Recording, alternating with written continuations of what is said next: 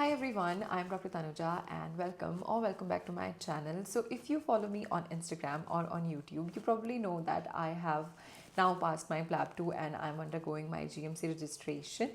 But when I gave my PLAB 1, I actually failed in my first attempt. In this video, we are going to talk about why I think I failed my PLAB 1 and what mistakes I made and everything in detail so that you don't make those mistakes and you don't fail like I did in my first attempt. So I gave my OET in May 2023 and then I booked my PLAB 1 and I didn't get any slot in 2023, so I got a slot in February 2024.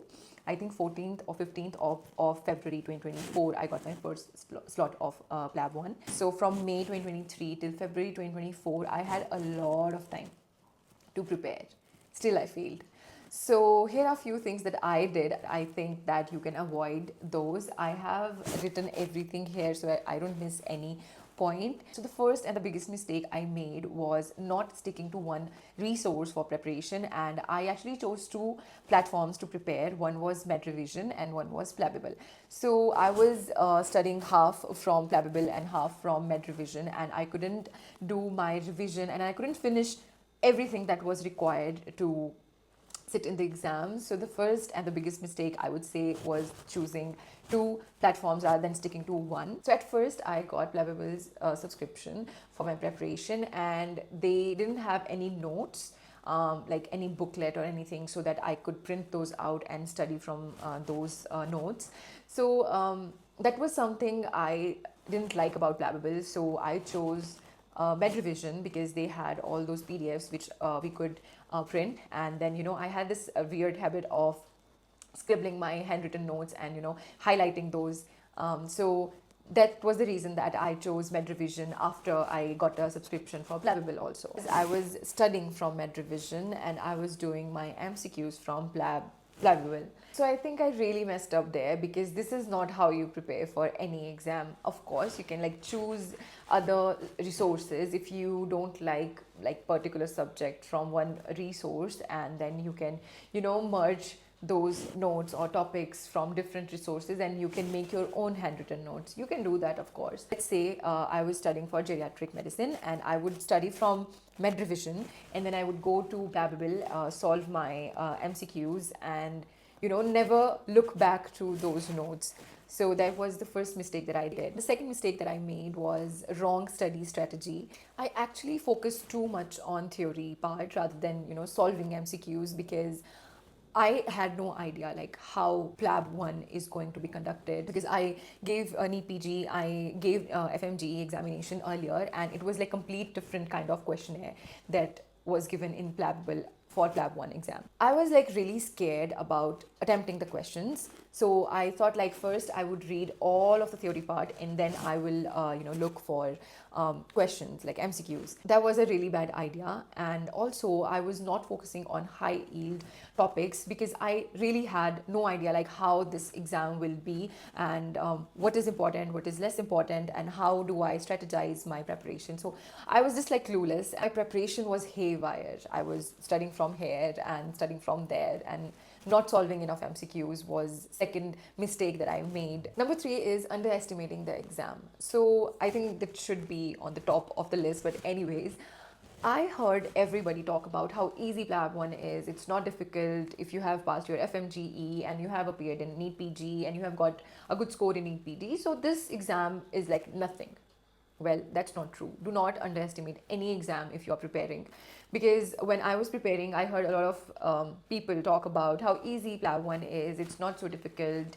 Even if you score this much, you can pass, and passing only matters. There is no competition. Even when I was reading the notes, I thought oh, it's very easy. It's not that difficult. I think I'm going to pass. So when I gave my PLAB 1 for the first time, the passing score was 114 out of 180 marks, and I scored 113. So that was really bad, because just 1 mark and I could have passed the exam.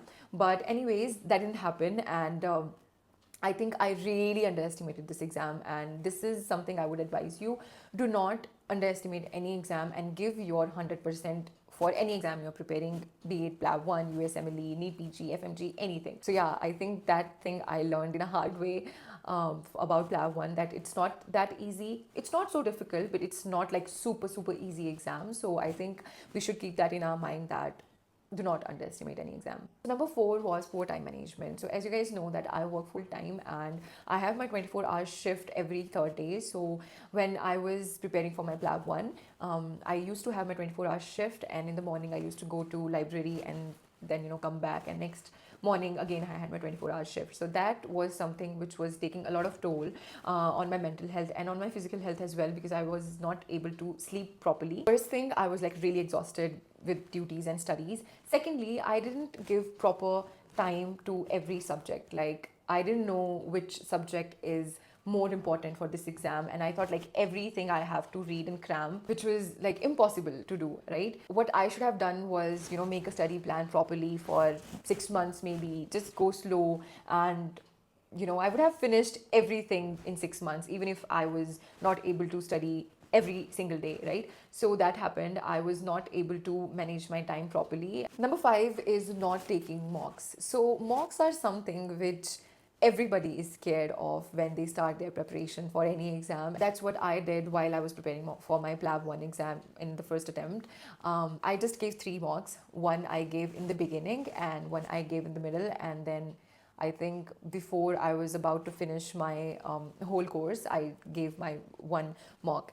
So I think I scored similarly in the mocks and in the exam as well. So I think I scored around 108, 110 in almost every mock, and then that's what I scored in my final exam. So mocks are really, really important, because when I was preparing for my second attempt, I gave all the 23 mocks, and I scored really well in my second second times mocks and exam results.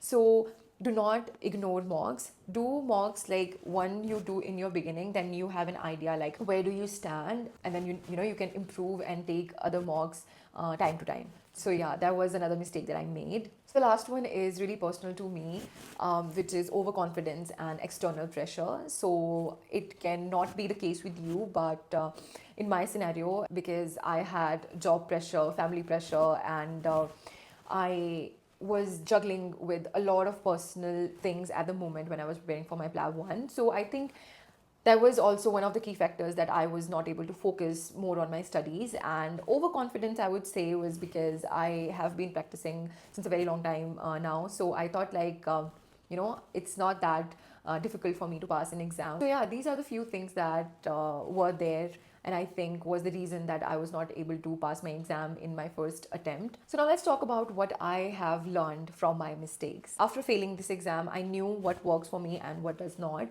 and how I can improve myself, and what are the things that I need to avoid and what are the things that I need to improve. Secondly, importance of consistency and mock exam. Consistency is a key in everything, like even if you are your weight loss journey, your fitness journey, your exam preparation, your anything per se. So consistency is the key.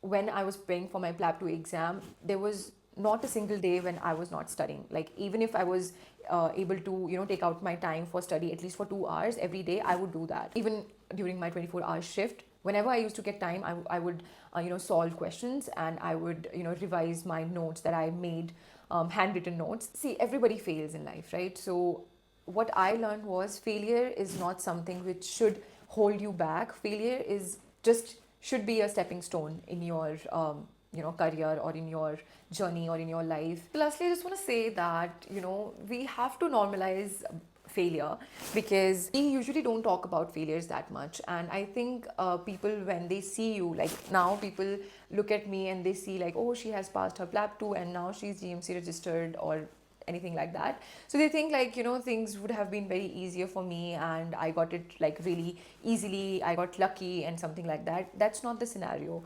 You fail, you learn. That's how it works. So I think we should normalize being a failure in your life for a while, and then you can just grow out of that. And just failing something does not mean that you're a loser.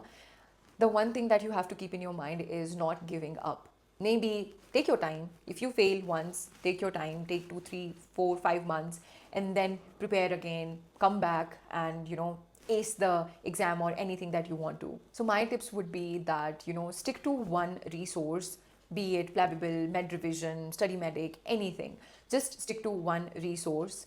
Plan your study schedule. Proper time management is very, very important. Give mocks and do not underestimate any exam, or at least PLAB 1 exam. So yeah, that's it for today's video. And if you are already preparing for PLAB 1 or you have passed your PLAB 1 or PLAB 2, just share your experience, and if you have any questions, just drop them down in comment section. I will also be sharing how I passed my PLAB 1 exam in my second attempt in my next video. So if you are interested in watching that, you can subscribe to my channel and share this video with any of your friends who you think would need to watch this video. So yeah, I'll see you guys in my next video. Till then, bye.